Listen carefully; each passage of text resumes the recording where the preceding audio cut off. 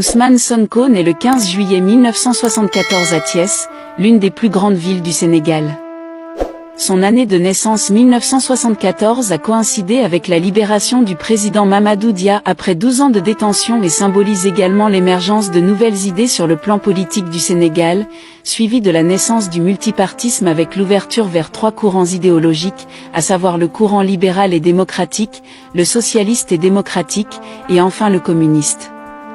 Après ses études primaires, moyennes et secondaires à Sébikotane et aussi en Casamance, Sonko entre à l'université d'excellence Gaston Berger en 1993 pour une formation en droit public.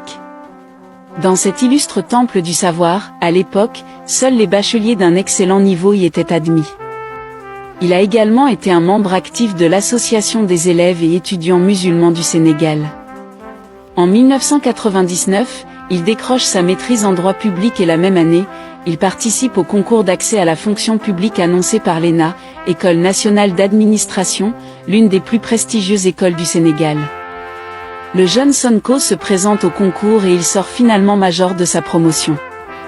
Entre l'année 1999 et 2001, il suit une formation à la section des impôts et domaines où il devient ensuite inspecteur principal des impôts et des domaines, vérificateur fiscal et chef de brigade de vérification fiscale, chargé du secteur immobilier.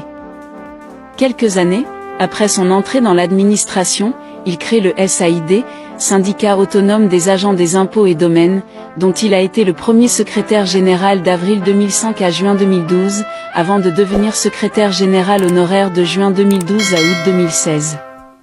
À cette période, il commence à critiquer le gouvernement et accuse l'État sénégalais d'anomalies fiscales et budgétaires en mettant en cause le président Macky Sall.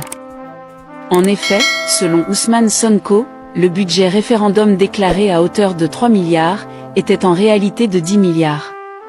Sonko dénonçait également le non-versement des retenues sur les salaires des députés et critiquait la gestion du pétrole sénégalais et surtout les défaillances sur certains dossiers politiques.